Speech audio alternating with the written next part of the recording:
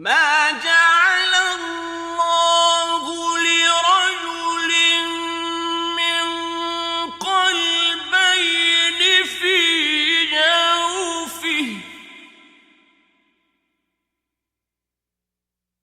وما جعل أزواجكم اللائي تظاهرون منهن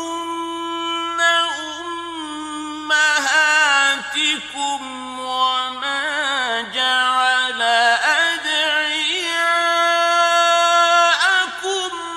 أبناءكم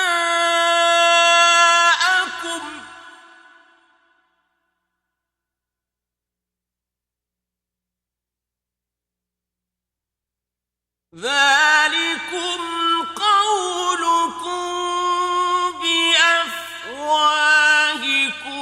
والله يقول الحق وهو يهدي السبيل।